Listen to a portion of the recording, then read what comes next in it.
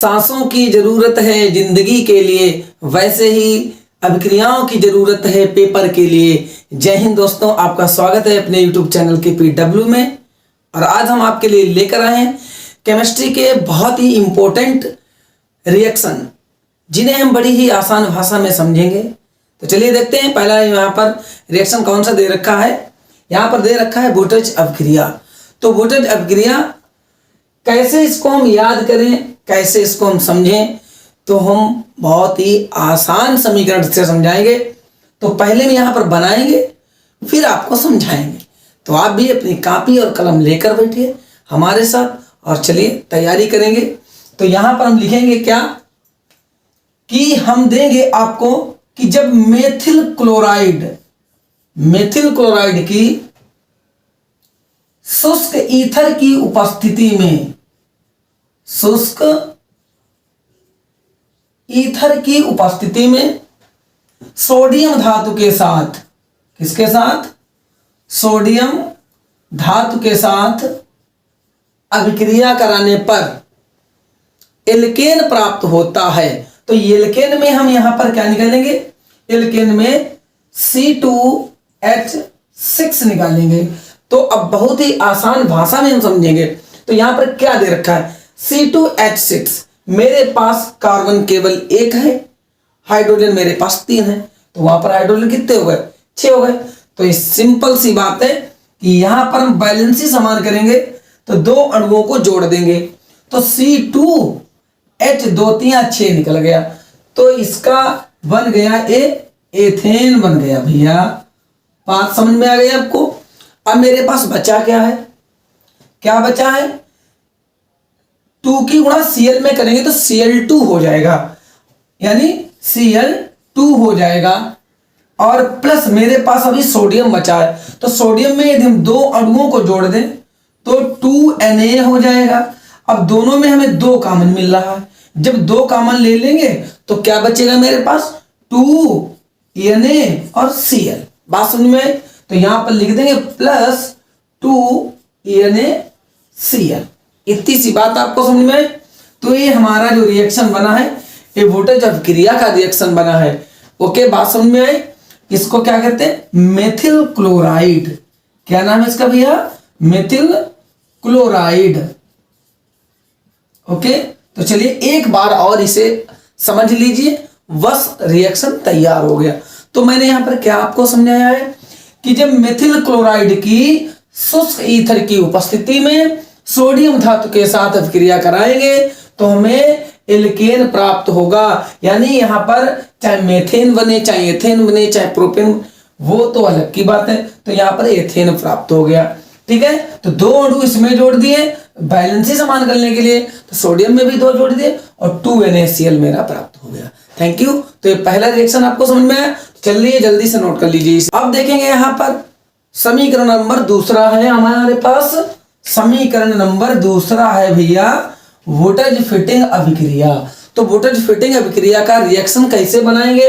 तो voltage fitting अभिक्रिया का रिएक्शन है कि जब क्लोरोबेंजीन C6H5Cl, यानी ये क्या हो गया मेरा, क्लोरोबेंजीन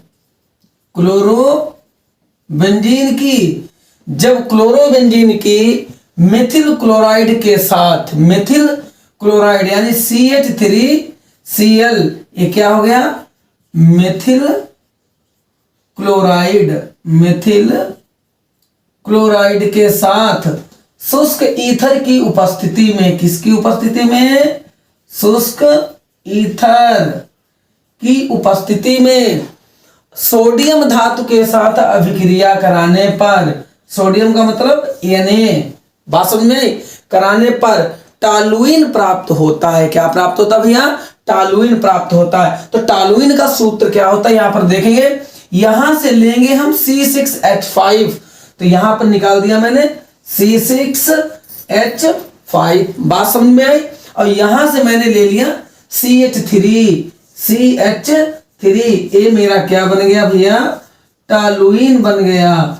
ये बन गया मेरे पास क्या, टॉलुइन बन गया। और मेरे पास अब बचा क्या है, तो एक तो यहाँ पर Cl बचा है, एक Cl यहाँ पर बचा है, तो हमारे पास 2 Cl हो गए, यानी एक और एक 2 Cl हो गए। अब हम क्या करेंगे, वैलेंसी को समान करने के लिए सोडियम में हम 2 अणुओं को जोड़ देंगे, तो +2 Na हो गया।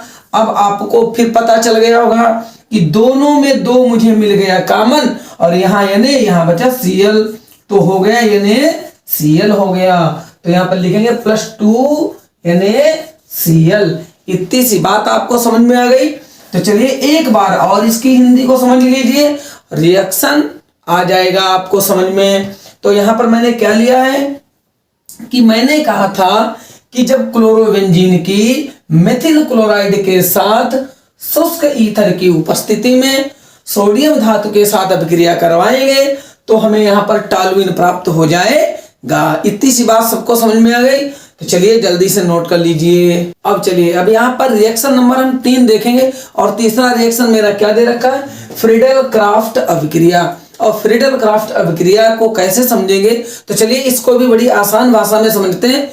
तो यहाँ पर हम समझेंगे कि जब हम बेंजीन की, किसकी भैया, बेंजीन की, बहुत ही आसान भाषा में समझाएंगे। जब बेंजीन की निर्जल यानी बिना जल का निर्जल AlCl3 की उपस्थिति में मेथिल क्लोराइड यानी CH3Cl मेथिल क्लोराइड के साथ अभिक्रिया कराएंगे तो हमें यहाँ पर टॉलुइन प्राप्त हो जाएगा। टॉलुइन का सूत्र भैया क्या होता है, देखिए यहां से लिया C6H5, क्या लिया, C6H5। अब मेरी बात सुनो, C6 तो पूरा ले लिया, H6 था वहां से मैंने 5 लिया, तो अभी तो मेरे पास एक तो हाइड्रोजन बचा है। अब यहां से मैंने CH3 को उठाया और इसमें मैंने जोड़ दिया, किसको जोड़ दिया, CH3 को, और CH3 जुड़ा तब ये क्या बन गया भाई, टॉलुइन प्राप्त हो गया। क्या हो गया, टॉलुइन प्राप्त हो गया। अब ये टॉलुइन मेरा बन गया। अब मेरे पास बचा क्या है, यहां पर हाइड्रोजन बचा, यहां पर Cl बचा, दोनों को जोड़ दीजिए और हो जाएगा क्या, HCl। इसको कहते हैं हाइड्रोक्लोरिक अम्ल। बात समझ में आई। तो चलिए इसको एक बार और अच्छी भाषा में समझ लें। तो कैसे समझेंगे, जब बेंजीन की निर्जल AlCl3 की उपस्थिति में मेथिल क्लोराइड के साथ अभिक्रिया कराएंगे तो टॉलुइन प्राप्त होता है। बात समझ में आई आपको, जल्दी से नोट कर लीजिए आप इसको। अब रिएक्शन नंबर 4 समझेंगे, और रिएक्शन नंबर 4 में क्या है, कैनिजारो अभिक्रिया। कैनिजारो अभिक्रिया का समीकरण कैसे समझेंगे, तो यहां पर हम पहले आपको ऐसे समझा दें कि जब फॉर्मेल्डिहाइड की सोडियम हाइड्रोक्साइड के साथ अभिक्रिया कराएंगे तो फॉर्मेल्डिहाइड का मुझे सूत्र पता होना चाहिए। तो फॉर्मेल्डिहाइड का सूत्र होता है HCHO। ये भैया क्या है, फॉर्मेल्डिहाइड।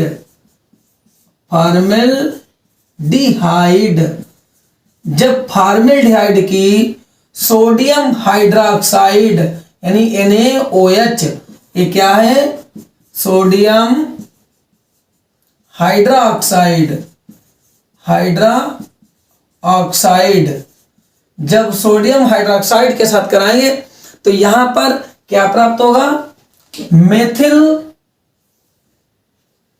एल्कोहल। मेथिल एल्कोहल का सूत्र क्या होता है, CH3OH, यानी इसको कहते हैं मेथिल एल्कोहल।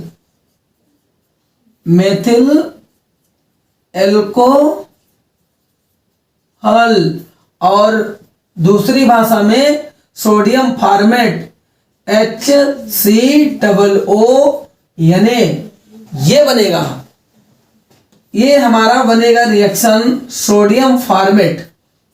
तो चलो इसको पहले समझ लें कि इसको हम कैसे बनाएंगे, हमने तो लिख दिया है। तो अब इसको दोबारा से समझेंगे। तो मैंने ये लिखा है कि जब फॉर्मेल्डिहाइड की सोडियम हाइड्रोक्साइड के साथ अभिक्रिया कराएंगे तो यहां पर मेथिल एल्कोहल और सोडियम फॉर्मेट प्राप्त होगा।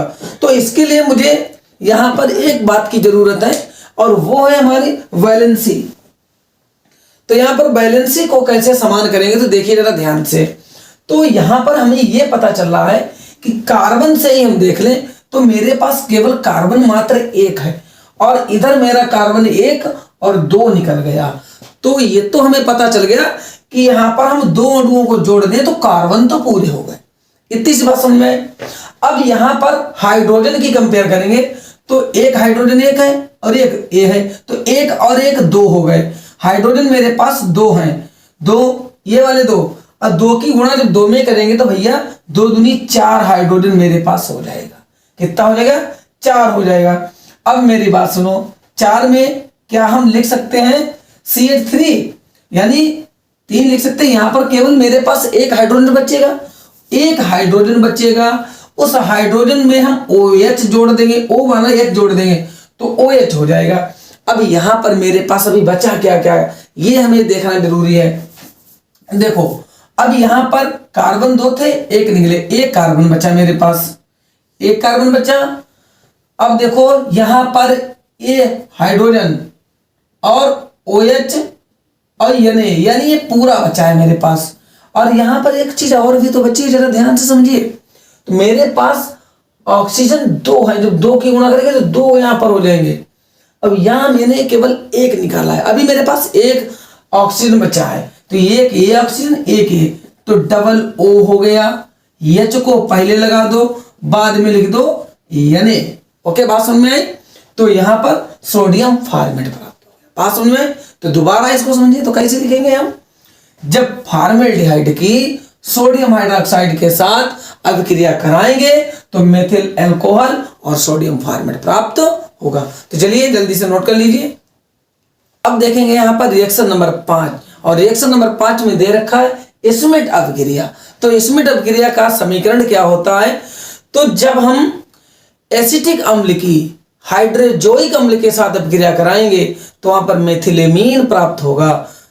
ठीक है, ये हमारा इतना बड़ा समीकरण होगा। तो चलिए पहले हम क्या लिखेंगे कि जब एसिटिक अम्ल CH3COOH इकाई का समीकरण है, सॉरी इकाई का सूत्र है एसिटिक अम्ल, एसिटिक अम्ल भैया जब एसिटिक अम्ल की हाइड्रोजोइक यानी N3H इकाई का सूत्र है हाइड्रोजोइक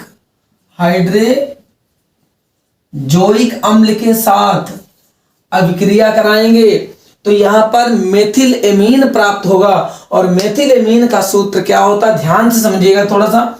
यहां से लेंगे CH3, ले लिया मैंने CH3, इतनी सी बात समझ में। अब यहां से लेंगे क्या हम N, एक N लेंगे। जब एक N यहां पर निकाल देंगे तो यहां पर अभी मेरे पास N2 बचेगा, और ये वाला ऑक्सीजन इस वाले ऑक्सीजन में जोड़ देंगे तो होगा H2 यानी NH2, और ये पूरा मेरा बन गया मेथिल एमीन। क्या बन गया भैया, मेथिल एमीन प्राप्त हो गया। बात समझ में, ये मेथिल एमीन प्राप्त हो गया। अब मेरे पास बचा क्या क्या है ये देखेंगे। देखो CH3 यहां से लिए, हाइड्रोजन भी चले यानी COO बचा। तो यहां पर क्या हम C और O2 लिख सकते हैं यानी कार्बन डाइऑक्साइड। इधर मेरे पास क्या बचा, N2 बचा, और इसको भी लिख दीजिए N2 यानी नाइट्रोजन गैस निकल गई। इतनी सी बात आपको समझ में आ गई। तो चलिए नोट कर लीजिए, एक बार चाहो तो और समझ सकते हैं। कैसे हमने लिखी है, जब हमने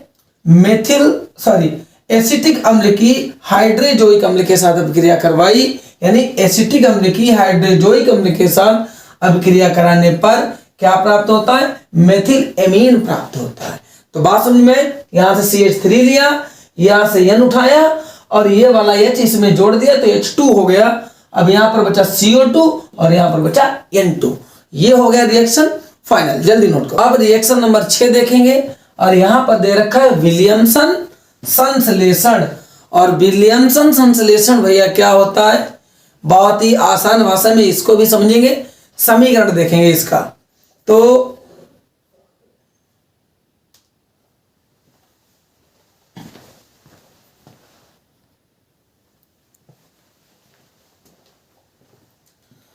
अब देखेंगे रिएक्शन नंबर 6, और यहां पर क्या दे रखा है विलियमसन संश्लेषण।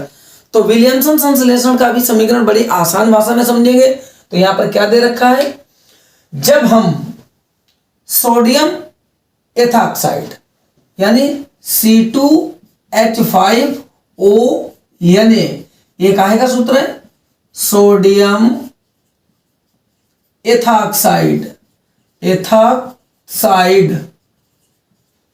जब सोडियम एथॉक्साइड की एथिल क्लोराइड C2H5Cl के साथ गर्म करने पर, क्या के साथ गर्म करने पर, ये काहे का सूत्र है, एथिल क्लोराइड के साथ गर्म करने पर क्या प्राप्त होगा, ईथर प्राप्त होगा।